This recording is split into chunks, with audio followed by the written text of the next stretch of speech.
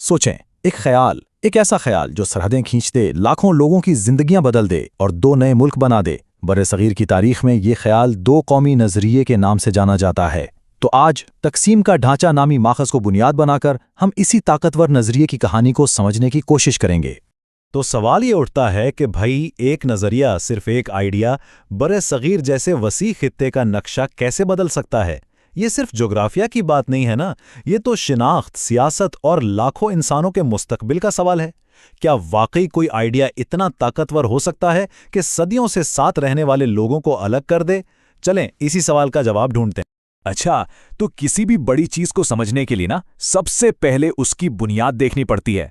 तो तकसीम के इस पूरे ढांचे को समझने से पहले आइए सबसे पहले इस बुनियादी दावे को देखते हैं जिस पर यह सब कुछ खड़ा था। तो ये नजरिया है क्या? बिल्कुल सादा लफ्ज़ों में इसका मरकजी ख्याल बहुत सादा था, मगर इंतहाई इनकलाबी।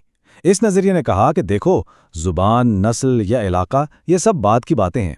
बर्र-ए-सगीर के हिंदुओं और मुसलमानों की जो असल और बुनियादी शनाख्त है वो उनका मजहब है, और इसीलिए वो दो अलग कौमें हैं। बस इस एक नुक्ते ने बर्र-ए-सगीर की पूरी सियासत का रुख ही मोड़ दिया। इसको ऐसे समझें कि इससे पहले लोग हिंदुओं और मुसलमानों को दो बड़ी कम्युनिटीज़ या बिरादरियां समझते थे जो साथ रहती थीं, लेकिन इस नज़रिए ने एक बिल्कुल ही मुख्तलिफ बात की। इसने कहा, नहीं, ये सिर्फ दो बिरादरियां नहीं हैं, ये दो अलग कौमें हैं। क्यों?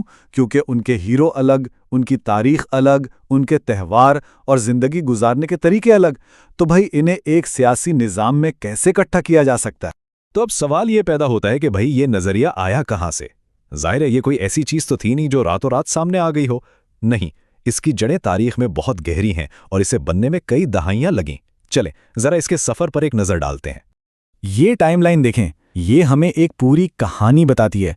सब कुछ शुरू हुआ 19वीं सदी के आखिर में, जब अलग अलग मजहबी तहरीकों ने अपनी अपनी शनाख्त पर जोर देना शुरू किया। फिर 20वीं सदी के शुरू में सियासी हुकूक की बात चली, तो सवाल उठा कि भाई अक़लियतों की नुमाइंदगी कैसे होगी। यहीं से बात आगे बढ़ी।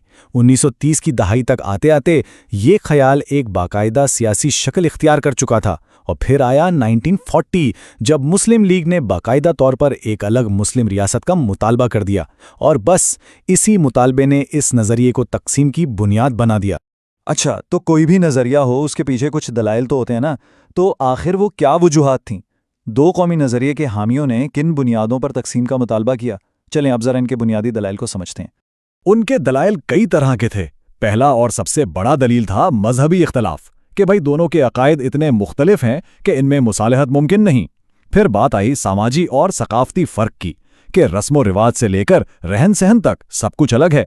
लेकिन एक बहुत बड़ा डर भी था, और वो था सियासी और माशी पसमानदगी का। यानी ये खदशा कि एक मुत्तहदा हिंदुस्तान में जहां हिंदू अक्सरियत में होंगे, वहां मुसलमानों के हुकूक का क्या बनेगा। इसीलिए उन्होंने कहा कि अपने मुस्तकबिल को महफूज बनाने के लिए हमें हक़ खुदा इरादियत चाहिए, यानी एक अलग मुल्क।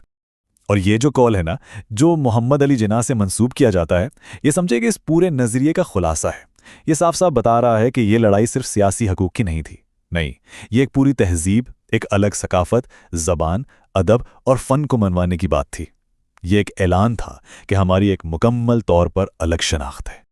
लेकिन जाहिर है कहानी का एक ही रुख तो नहीं होता। इस नज़रिए के बहुत से नाक़िदीन भी थे। उनका कहना था कि भाई मज़हब को सियासत की बुनियाद बनाना बहुत ख़तरनाक है। उन्होंने सदियों की मुश्तरका सकाफ़त, ज़ुबान और तारीख़ की तरफ इशारा किया और दलील दी कि हिंदू और मुसलमान तो हमेशा से साथ रहते आए हैं।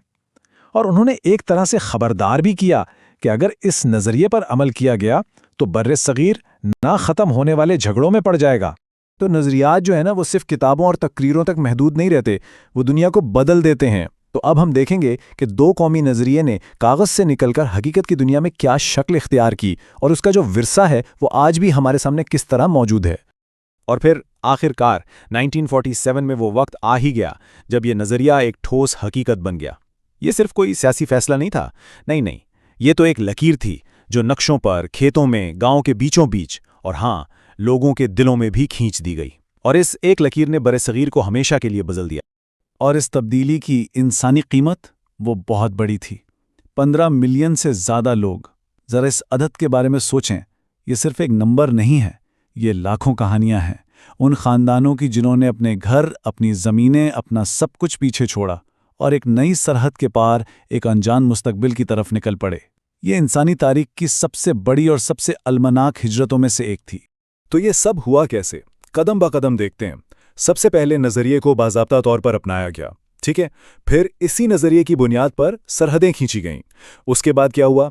तारीख की सबसे बड़ी हिजरत, जिसमें बेपनाह तशद्दुद भी शामिल था। और इस सब के आखिर में दो नई कौमें, भारत और पाकिस्तान, दुनिया के नक्शे पर उभरीं। देखें कैसे एक नज़रिए ने तारीख का पूरा धारा ही बदल दिया। और ये सारी कहानी हमें एक बहुत ही बुनियादी और शायद सबसे अहम सवाल पर लाकर खड़ा कर देती है कि आखिर एक नज़रिए की असल कीमत क्या होती है। दो कौमी नज़रिए ने दो मुल्कों को तो जन्म दे दिया, लेकिन इसका जो विरसा है वो आज भी इस खित्ते की सियासत, लोगों की शनाख्त और आपसी ताल्लुकात पर गहरे असरात रखता है। ये एक ऐसा सवाल है जो 1947 में जितना अहम था, शायद आज भी उतना ही अहम है।